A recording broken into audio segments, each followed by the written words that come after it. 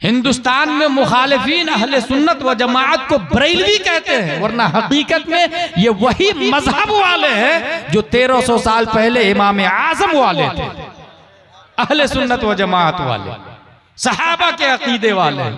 अच्छा, यहां एक एतराज का जवाब भी दिया कि जिस तरीके से हिजाज, दमिश्क और मिस्र में अहले सुन्नत व जमात को सूफी कहते हैं, यहाँ सुन्नी कहते हैं ना अपने लोग को, वहां सुन्नी नहीं कहा जाता, वहां सूफी सल्फी चलता है, सल्फी सूफी।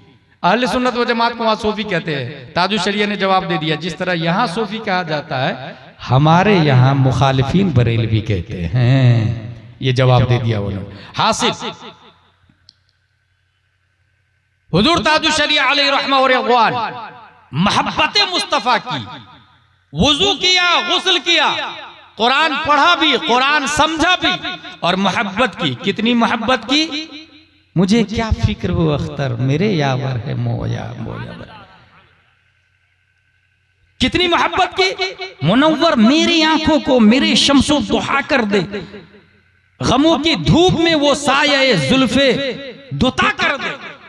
नबी से जो हो बेगाना उसे दिल से जुदा कर दे। कितनी मोहब्बत की नबी से। नबी से जो हो बेगाना उसे दिल से जुदा कर दे। पेदर, मादर, बेरादर, जानो माल उन पर फिदा कर दे। जो नबी से जितनी ज्यादा मोहब्बत करेगा, कुरान उतनी ज्यादा समझ में आएगा। इसलिए अहले हदीस बातिल बातिल बातिल, मुकल्लिद सही है, और मुकल्लिदों में सबसे अच्छा मुकल्लिद हनफी है, क्योंकि इमामों में सबसे अच्छे इमाम इमाम आजम अबू हनीफा है, जिनका इंतकाल कल हुआ 3 शाबान 150 हिजरी, 3 शाबान 80 हिजरी में पैदा हुए। आप रमजान शरीफ में 60 मरतबा कुरान शरीफ को खत्म करते थे। 60 मरतबा। अपने लोग कितनी बार कुरान शरीफ पढ़ेंगे रमजान शरीफ में? बहुत सारे लोग तो रोजा ही नहीं रखते, कमर दर्द, पेट दर्द, गैस और ब्लड प्रेशर वगैरह वगैरह, वो रोजा भी रखते थे, तहज्जुद भी पढ़ते थे। 60 मरतबा रमजान, हर रमजान में 60 मरतबा खत्म कुरान शरीफ पढ़ते थे। और रात में सब लोग जब सो जाते थे तो 1500 दिरहम का कपड़ा पहन के मस्जिद में जाते थे। 1500 दिरहम का। किसी ने कहा, हजरत इतने महंगे कपड़े पहन के तो लोग बादशाह के पास जाते हैं। इमाम आजम फरमाते हैं, सबसे बड़ा बादशाह मेरा अल्लाह है। अल्लाह अल्लाह। महंगे कपड़े पहन के इमाम आजम अबू, बहुत बड़े बिजनेसमैन थे, बहुत बड़े मालदार थे।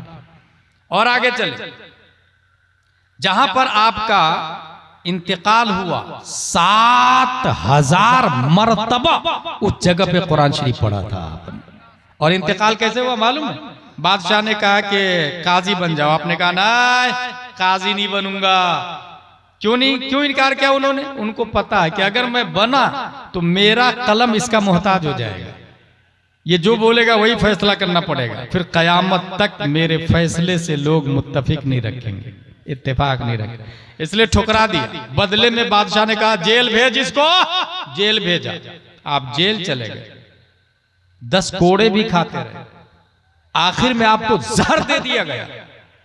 आप जहर से शहीद होते हैं, और शहीद होते वक्त जब रूह जिस्म से निकलती है तो आप सजदे में थे। इमाम आजम अबू हनीफा रदियल्लाहु ताला सजदे में हैं, जिंदगी भी सजदे में, आखिरत भी सजदे में। इमाम आजम Abu Hanifa 12 lakh rules Quran और हदीस से निकाल करके गए हो। 12 लाख रूल्स कुरान और हदीस। उनके सिर्फ 1-2 शागिर्द की बात बताऊं मैं आपको। इमाम अबू यूसुफ, एक माँ अपने बच्चे के साथ में, अभी माँ स्कूल छोड़ने जाती है, मदरसा छोड़ने माँ कम ही आती है। एक माँ अपने बच्चे के साथ में जा रही थी काम करने के लिए।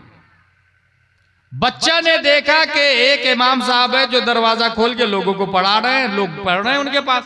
बच्चा ने माँ का पीछा छोड़ इमाम साहब के पास, इमाम साहब मैं भी पढ़ूंगा, पढ़ना शुरू कर दिया।